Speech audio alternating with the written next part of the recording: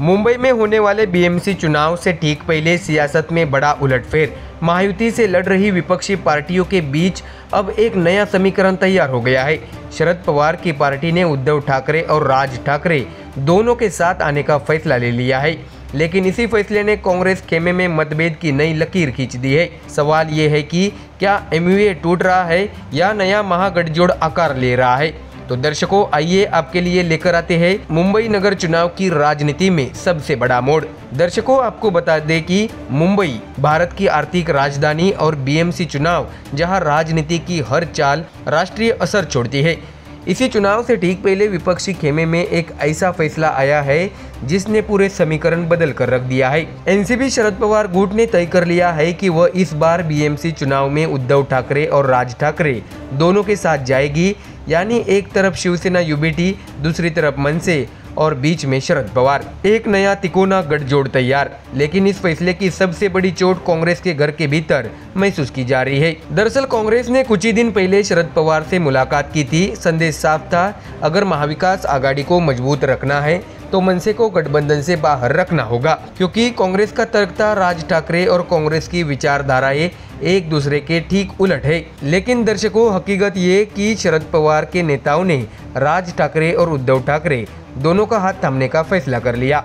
NCP नेताओं का कहना है कि बीजेपी को हराना है तो सभी को साथ आना चाहिए, पुराने मतभेद भूलकर आगे बढ़ने का समय है। ऐसे में दर्शकों, शरद पवार का यह कदम सीधा मैसेज देता है, बीजेपी को पछाड़ने के लिए हर तरफ का वोट एकजुट करना जरूरी है।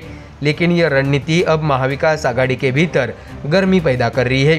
कांग्रेस के दो बड़े चेहरे, दो बिल्कुल अलग राय। एक तरफ महाराष्ट्र कांग्रेस के कद्दावर नेता विजय वडेट्टीवार खुलकर कह चुके हैं कि शरद पवार की राय सही है, प्रतिस्पर्धा बीजेपी से है, इसलिए सबको एक होना चाहिए। यानी वडेट्टीवार मनसे को साथ लेने से पूरी तरह इनकार नहीं कर रहे हैं। उनका कहना है कि बीजेपी को रोकना है तो विकल्प खुले रखने होंगे, सभी को साथ आना चाहिए, ये हमारी राय है। लेकिन दर्शकों, दूसरी तरफ मुंबई कांग्रेस अध्यक्ष वर्षा गायकवाड़, उन्होंने इस संभावना पर ताला लगा दिया है।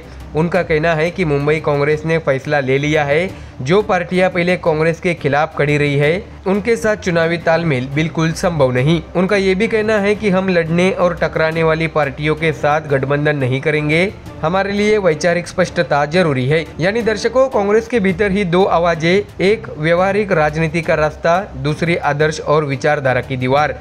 इसी बीच राज ठाकरे की मनसे ने भी यह साफ कर दिया है कि वह महाविकास आघाड़ी के आधिकारिक हिस्से नहीं है, लेकिन सीटों का बंटवारा, चुनावी रणनीति और बीजेपी को रोकने का एजेंडा, इन सब में मनसे शामिल रहेगी या नहीं, यह बड़ा सवाल बन गया है।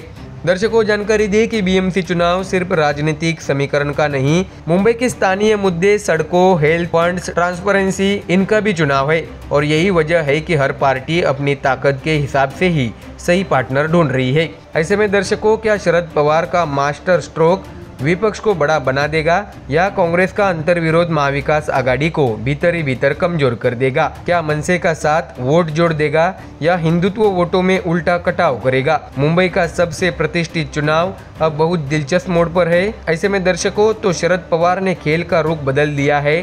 कांग्रेस अभी भी दुविधा में है और मनसे अपनी शर्तों पर चलना चाहती है। बीएमसी के मैदान में किसका गठजोड़ टिकेगा और किसका ढह जाएगा, ये अगले कुछ दिनों में साफ हो जाएगा। फिलहाल एक बात तो तय है कि मुंबई में चुनावी तापमान पूरी तरह चढ़ चुका है। तो दर्शकों, फिलहाल इस खबर में इतना ही। देश और दुनिया की बाकी और खबरें जानने के लिए जुड़े रहिए हमारे चैनल MDR न्यूज के साथ। धन्यवाद।